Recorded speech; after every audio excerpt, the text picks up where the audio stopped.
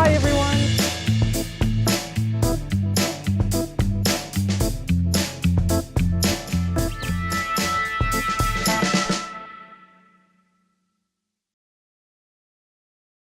Hello and welcome back to another wonderful day here at the online summit Connecting Soul Beings.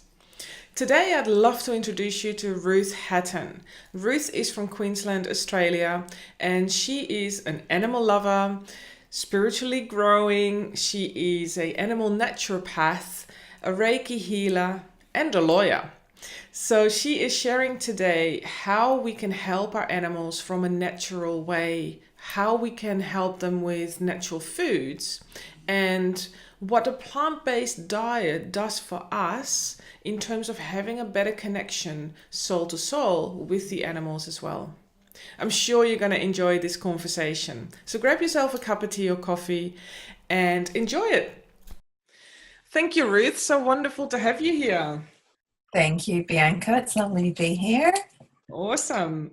Now you're in Queensland, aren't you? Yes, Oh, I am. fantastic. Yep. Wonderful. Yeah. Excellent. So I was actually reading through some of your website, and we had a bit of a talk about, your introductions, and you've got a very varied spectrum of expertise, being a lawyer and an animal naturopath. I'd love to find out more about you and obviously the audience as well.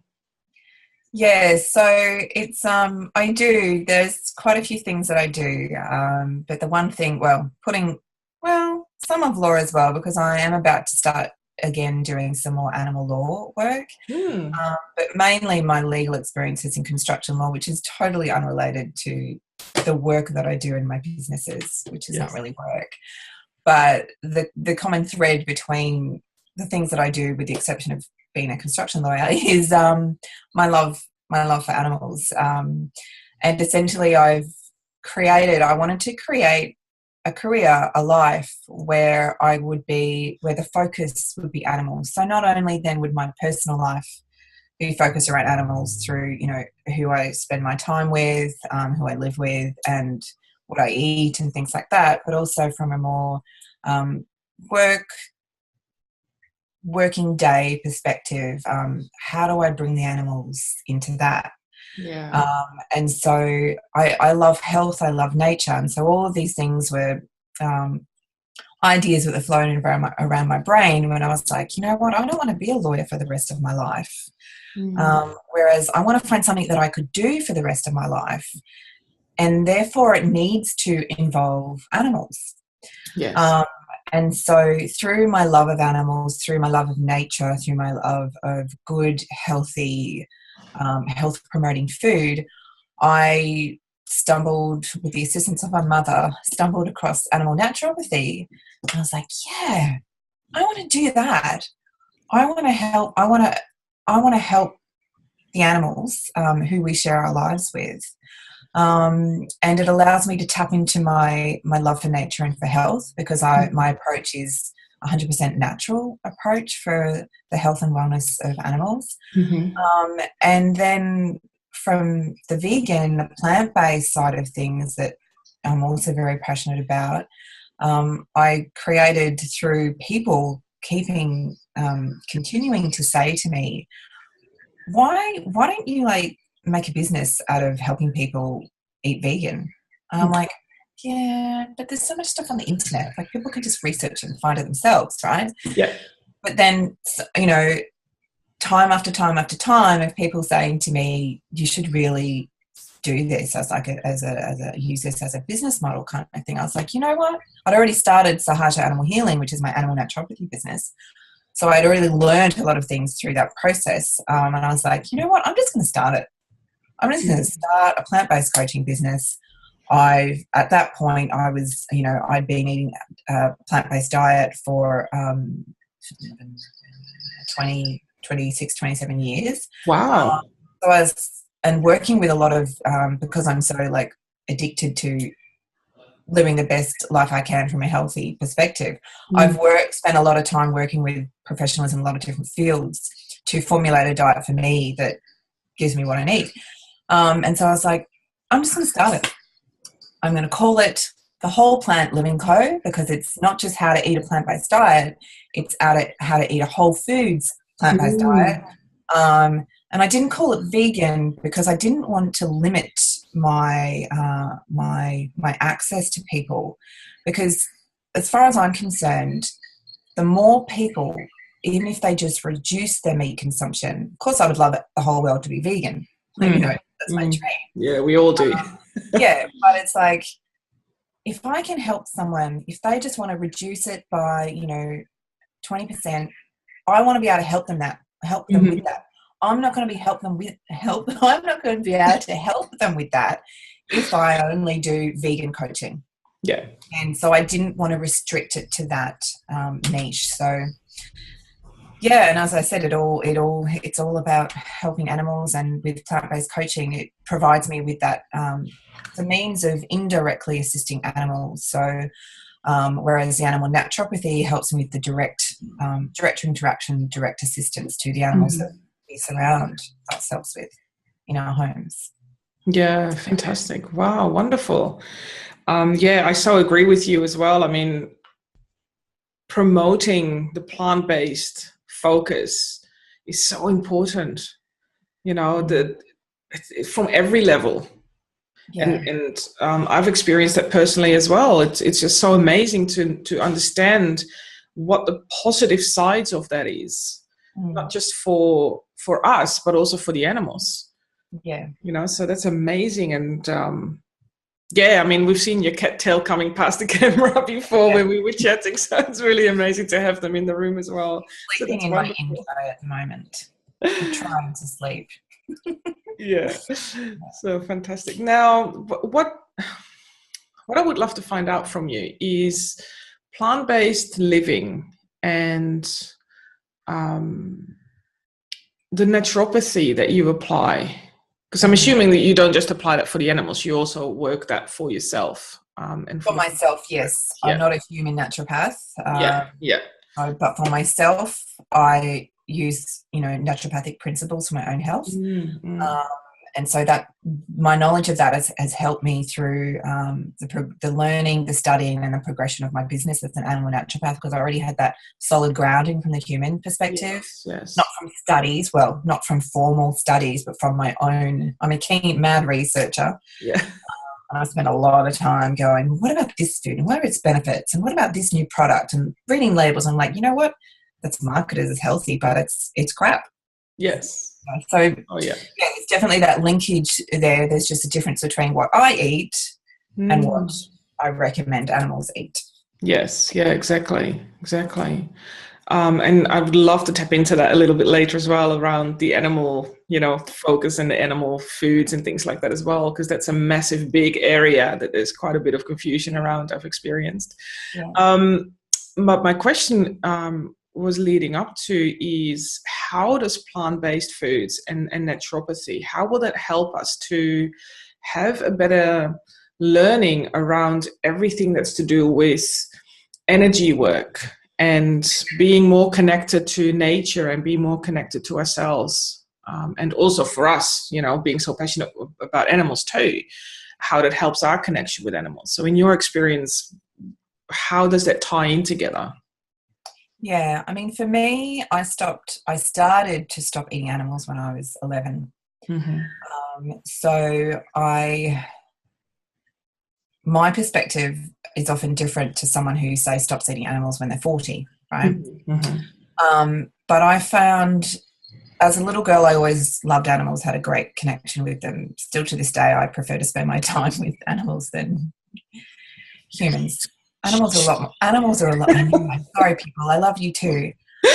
But I animals have more peace within them, Mm-hmm. and Yeah. so I want to feel peace within me. Life is Mm. hectic out there. I'm an introvert, proud introvert, shout it from the rooftops. And so when I'm with animals, it's like I feel more relaxed, Yeah. and I want that feeling all the Mm-hmm. time. Fortunately, I'm not that skilled up on how to have that feeling all the time. Anyway, I forgot your. Oh yeah, it's connection. Yeah. So I guess, and I guess for me, it's the biggest thing for me is that not eating animals. I I have a greater respect for animals. Mm-hmm. I have an appreciation for them as individual beings. I feel the pain and the suffering that animals endure when they're being produced for food. And I wonder, if I didn't stop eating meat at such an early age, would that connection, that understanding have been as strong as it is? Mm-hmm. And so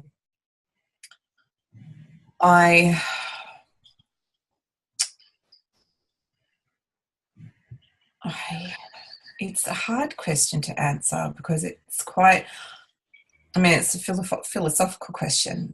I've done a lot of yoga in my time as well, and when you look at yogic principles about purity and dharma and things,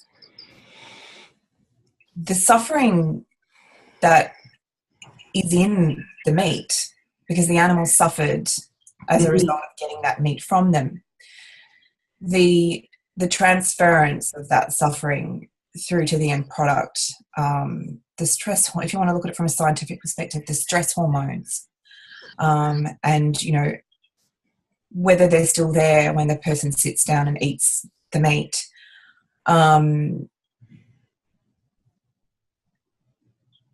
If you're eating that, then you're eating the suffering. Yes. What is the impact of that on you? Mm-hmm. If everything we absorb has an impact within our body, we have these brilliant elimination organs inside of us that filter out the things that do not serve us. How do those elimination organs filter out the suffering? Mm-hmm. What is happening at a deeper level that we can't see when we're consuming suffering? Does it have an effect on our psyche? Does it have an effect on our spirit? I believe it does. And I don't know if that answers your question. I don't, it's a hard, as I said, it's a hard question to answer. Yeah. I definitely believe that through eating a plant-based diet, you will have a greater connection to animals because you understand, well, you see there's no difference between a cat and a cow. There's no difference between a dog and a chicken or a pig. They're all the same sentient beings. They all feel pain. They all feel suffering. They feel joy. They feel relaxation. They feel peace. They feel hunger. Mm-hmm. When I come home every day, I have 3 cats at the door. I struggle to get in. I'm like, don't come outside. It's dangerous out there. Stay in, stay in.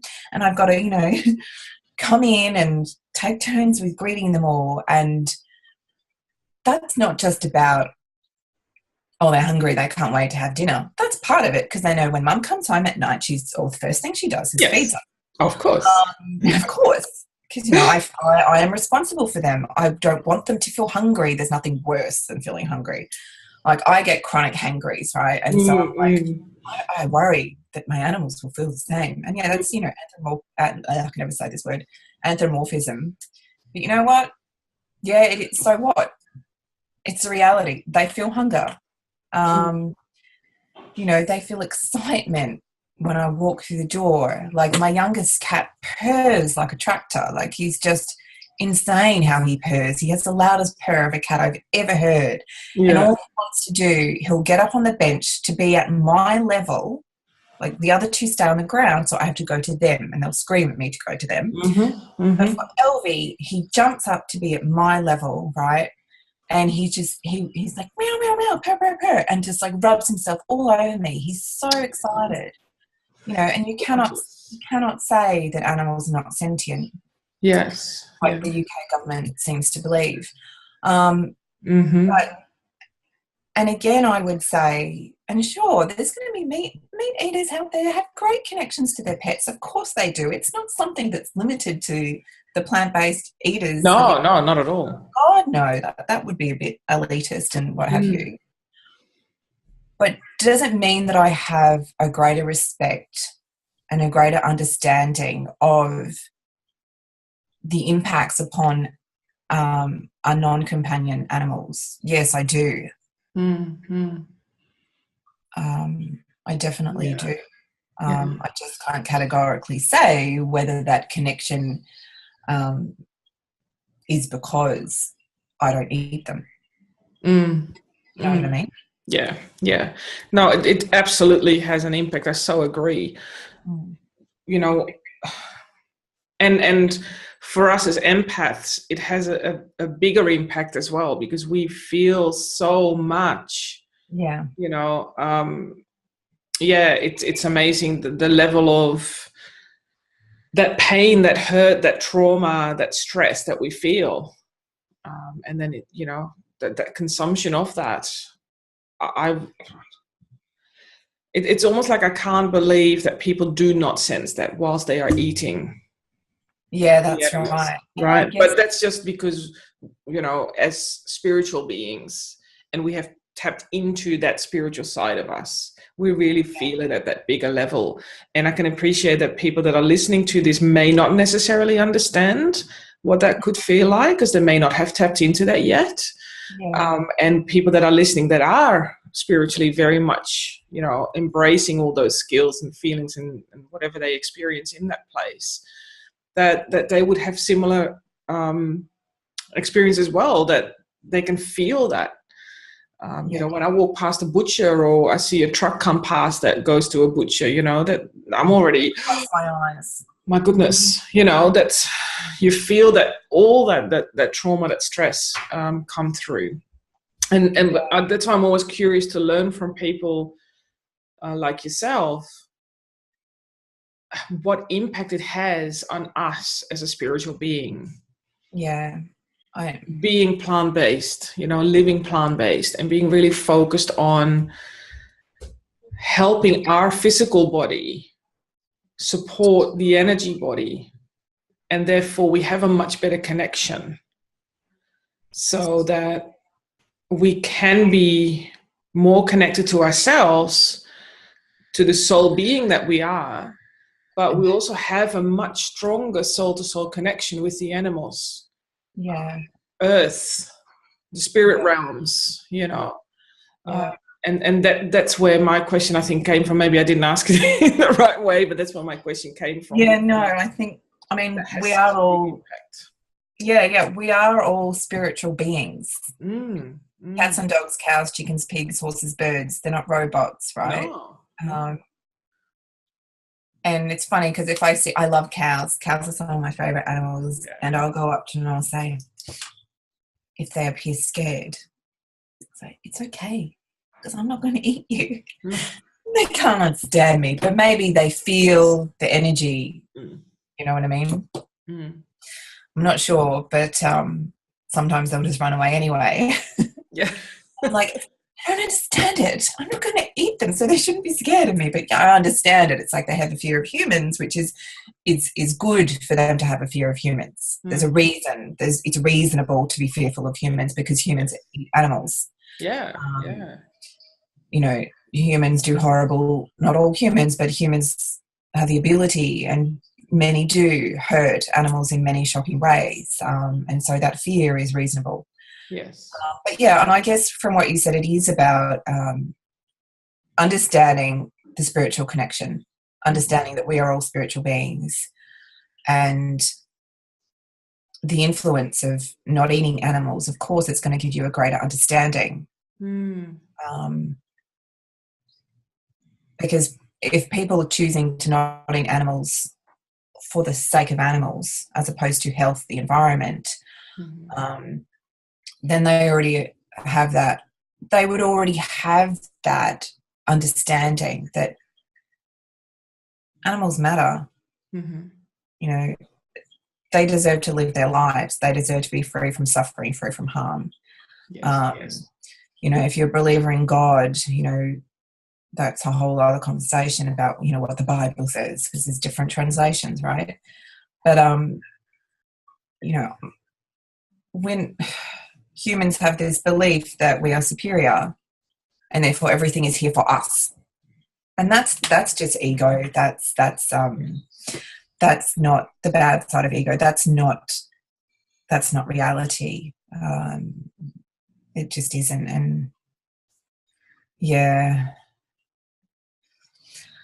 there's so many things I could say. If only they come from my brain to my mouth, or from my spirit to my mouth, as we spoke about before the formal part of this, about how the brain, how it relates to the spirit, and da da da da. But yeah, exactly. Yeah. So your work with animals, what am I asking? So your work with animals, what is the impact for them? Being focusing on the naturopathic side of things. Yeah. What impact do you bring to the animals around that? So first and foremost, and for humans to be able to understand it from a human perspective, there's a lot of research on the brain-gut connection, da da da da da. Now, when you're not eating the right food, when you're exposed to high levels of toxins, when you stop eating that kind of food, like the kind of food I'm talking about, and this applies equally to animals and humans, is, you know, the heavily processed food, the packaged food, in the middle of the supermarket, which is expanding out. And then, you know, the insurmountable toxins that are around us.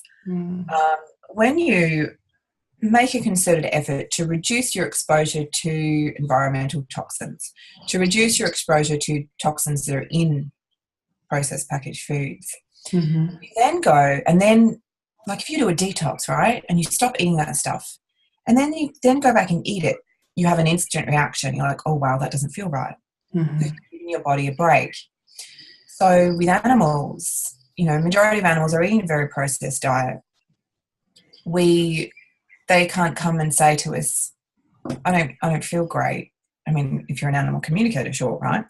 But, you know, the average Joe and Jill, my cats aren't coming to me and saying, hey mum, like, I can see it because I'm aware of symptoms presenting that something's not right. Yes. But you're not eating, or the animals aren't eating the foods that are going to support them, that are going to enable them to live a life without disease, which they should be able to live. Yes. So by eating those wrong foods, by being exposed daily to, say, household chemicals, you know, a lot of people are using household chemicals. You know, the more natural inclined like us, you know, we're not, but the majority of people are using household chemicals, and their animals are, you know, they don't have a protective layer of clothing. They lie around on the ground, in my case, my cats on benches. You know, they're walking around with no protective covering on their feet. However, I did see a greyhound the other day wearing these cute little socks, and I was like, it's a great idea to reduce the amount of toxins that they're picking up through their feet. Yes. So brilliant. Anyway, I digress. So they're exposed to a greater level than we are. Yes. So the impacts on their health, of course that's going to have an impact on their health. You know, animals are now suffering from the same diseases as humans are. And in my view, that is for the same reasons: the increased consumption of processed foods, the increased exposure to environmental toxins. And so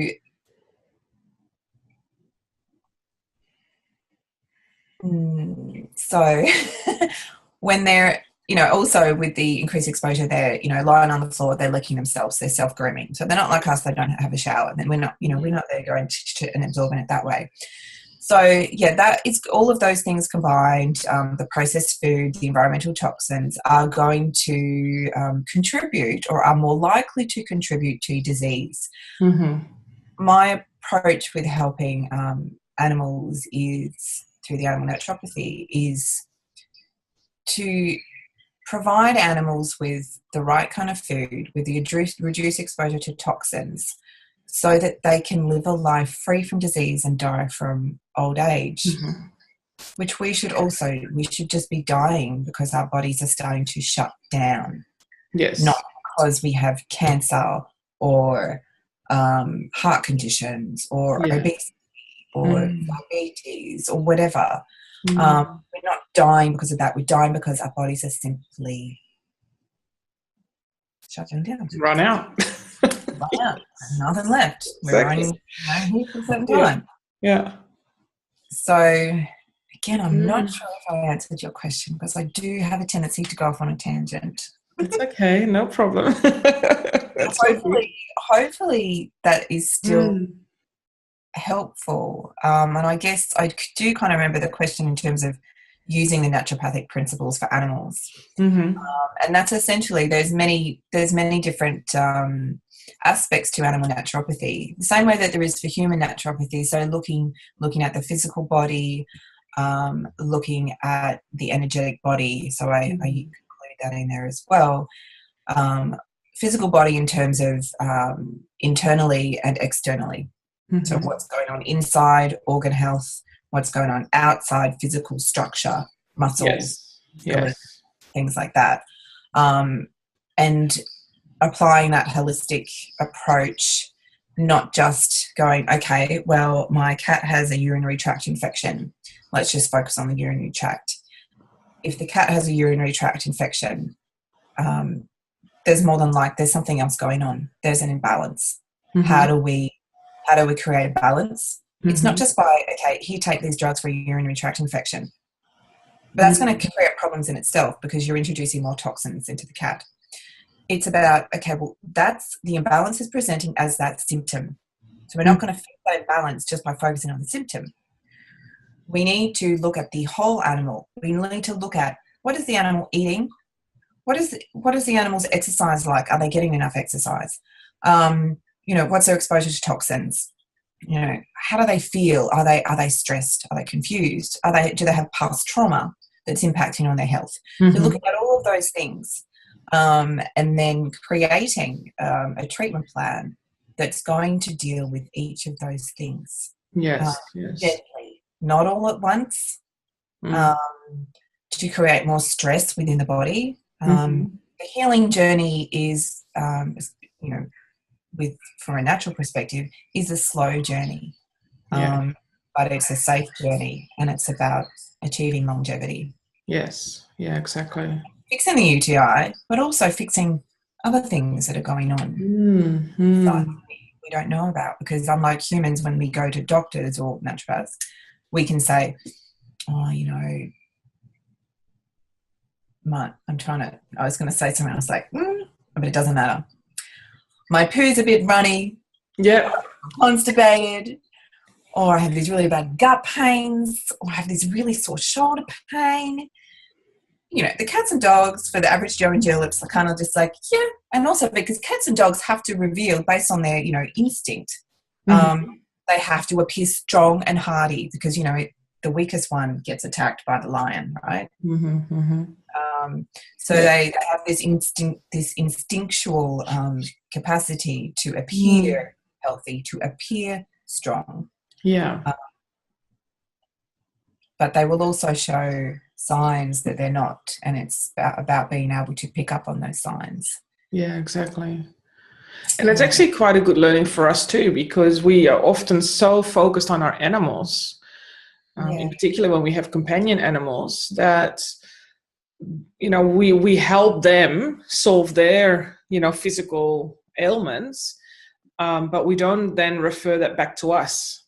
What I've seen as well working with animals is that sometimes they present with certain ailments, behaviors, things like that the humans are actually showing as well. So I'm wondering, do you experience the same? Have you worked with animals that come with an ailment that the person around the animal also suffers from? My being totally raw and frank here, my youngest cat Elvie, who's the one who has the greatest level of he was hospitalized 4 times last year for urinary issues. So I often use urinary as an example because I know it so well.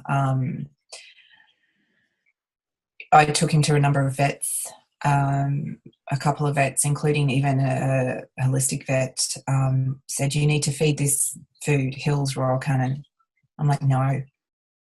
I would never recommend that to my clients, and I will not feed that to my animals, because that is not going to help. For starters, I don't think my cat's going to eat it. But, even if it does fix the problem, which is unlikely, what are the long-term impacts of feeding that food, which Yes, is not exactly. which does not contain enough nutrients for my cat to thrive, and also just take these drugs, or you can always operate on your cat. I can't remember the name. Wow. Essentially it means cutting off his penis. I'm like, okay, this is ridiculous, because you know what? I did the research on it, and by doing that operation, that actually doesn't clear up the crystals. The crystals will still appear. It just reduces the likelihood of blockage. I'm like, I'm sorry, but that is not a solution. The reason my cat is getting this condition over and over and over again is because he is severely stressed out, because we are renovating our house. It is too loud for him. It is scaring him. And this is how he presents that fear. He presents it by his urine going alkaline, crystals forming, because his urine should be acidic, crystals forming, then getting the blockage. Yeah. That is him saying, I am shit scared, and I don't know how to deal with this. And so changing his diet and cutting off his penis is not going to help this issue. No. Now, he was stressed. I was stressed, because, renovating the house is stressful, right? Yes. Not only is he stressed, but he's also picking up on my stress, which is exacerbating his stress. Yes. And I'm then stressing more, because I'm like, I can't be so stressed, because then he's going to get more stressed. So vicious cycle. It's a vicious cycle. And so totally the way we are feeling, the way we are dealing with life, of course it has an impact upon our pets, because they're with us. They're in our space. They have a greater ability to sense energy than we do. We're all energetic beings, but they don't have the problem of having a human brain or a human ego to interfere. And they also don't have the media bombarding them. They don't have people telling them this is the way it is and don't believe that crap. And, they're all airy fairy people and da-da-da-da. They don't have any of that. No. Because they don't speak human, right? So now I've lost my point again. But you get what I'm saying. I hope the listeners do as well. But yes. So what we're hearing is that we also need to absolutely focus on ourselves. Totally. Making sure that we are very well, so that our pets are well as well. Yes. Yep. Because that connection is already automatically there. Yep. Because they'll sense it in a heartbeat. If you ever watch, and I'll use Elvie as an example again, when there's a noise outside that he doesn't recognize, he has the most fearful response out of all of my 3 cats, which is a learned behavior. He was not like that when I first when he first entered my life. Last year, with the renovations, has caused long-term problems with him. He is now a much more fearful cat. My stress levels have reduced because of changes in personal circumstances, but he does have that higher reaction to stress, and so I'm being cognizant of that.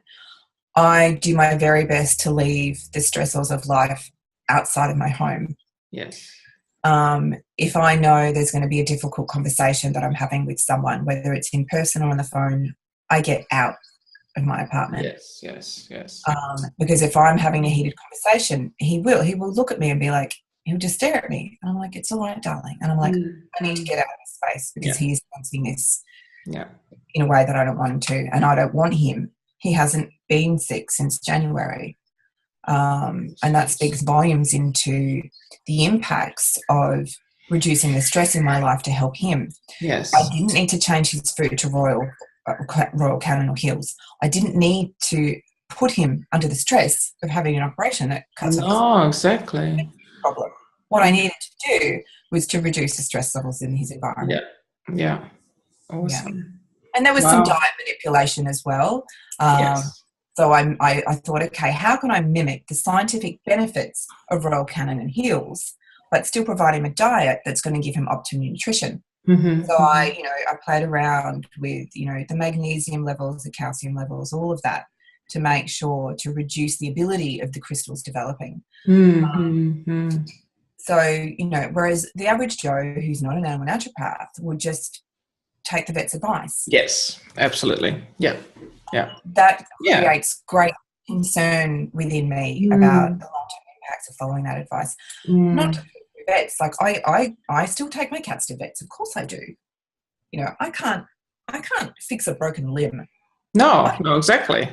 And sometimes there are things that the symptoms have gotten so bad that it needs immediate, quick intervention. Mm-hmm. And the natural approach is not immediate, quick fix. No. Right? And so sometimes it's about, okay, yes, you're going to need to take this immediate, Yeah. quick fix chemical toxin medication. Yeah. That's okay.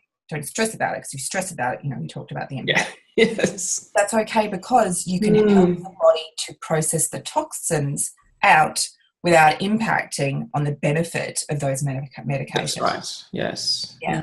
Perfect. What is the one thing that you could, like a hint or a tip that you can share with the audience that we can be more aware of how, or maybe even start the more natural approach for our animals? Yeah. So I think it's about understanding we as humans have certain needs for macronutrients and micronutrients, our protein, our carbohydrates, our fat, our vitamins, and our minerals, right? Mm-hmm. Our cats and dogs are mammals like we are. They also have nutrient requirements for macronutrients and micronutrients. Their requirements are predominantly for protein and fat, very minimal carbohydrates. From a nutritional perspective, they actually don't need carbohydrates. And they also need vitamins and minerals. Mm-hmm. So those things, the proteins, the fats, the minimal carbohydrates, the vitamins and minerals need to be provided if you're wanting your animal to be in a state of optimum health, optimum wellness, for longevity, to be with you as long as possible. Yeah. And also that means that they're going to feel better within themselves if they're getting all the nutrients they need. So they will be happier. Mm-hmm. So again, the propensity for getting sick will decrease because inside they feel better. So thinking about, okay, well, what's the best way? What's the best food I can feed my cat or my dog that is going to provide them with sufficient protein, with sufficient fats, with sufficient vitamins and minerals and minimal carbohydrates that's going to give them the balance that they need and the nutrients that they need in a way that they can absorb it as well.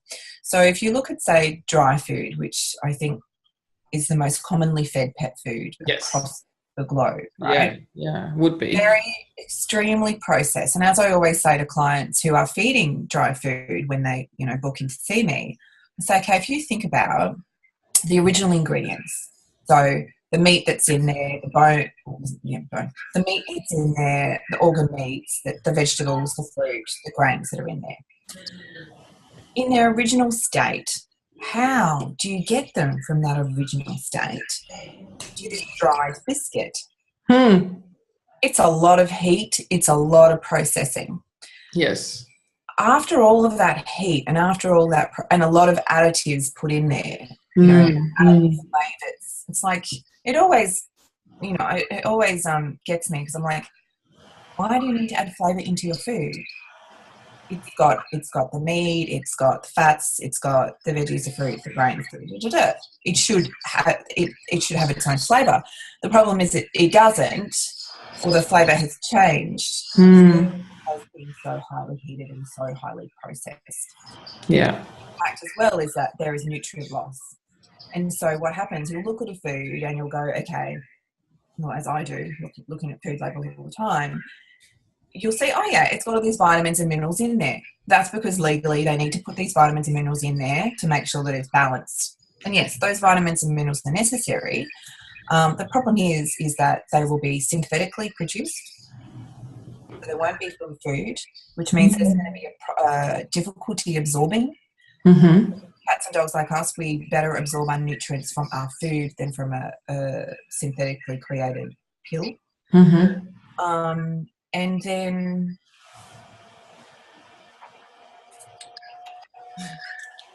and then I'm looking at my cat to inspire me for my brain to work. And then you can do editing. Processed, natural minerals, processed flavors. Okay.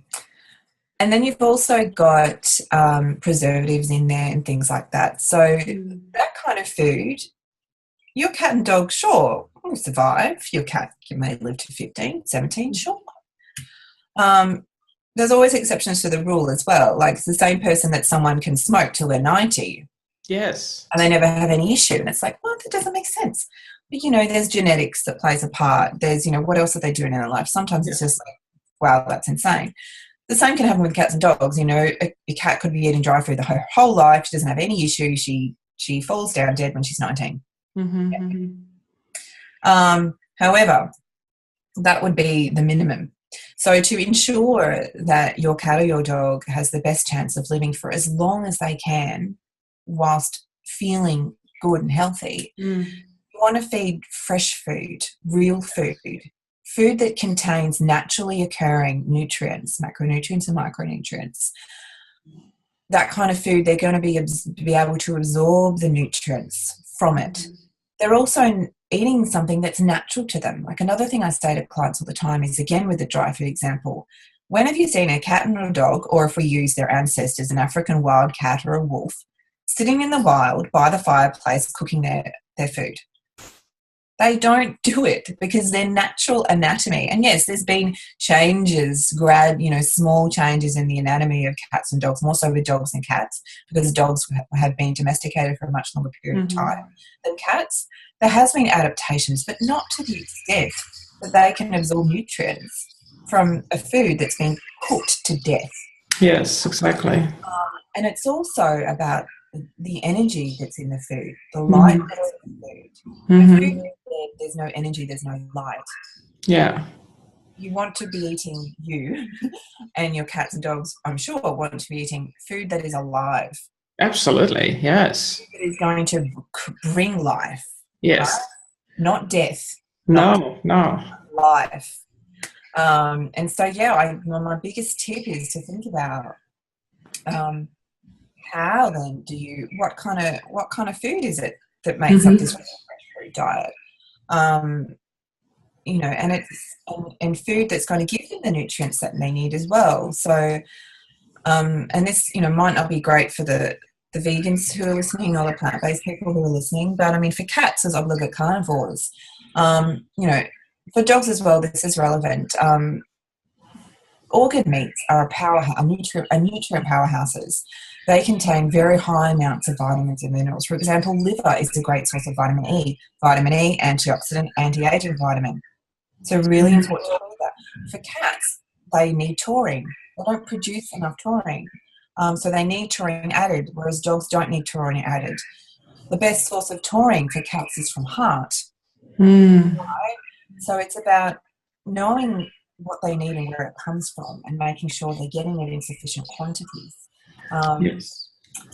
And also feeding the best quality that you can afford, or the best quality that is available to you.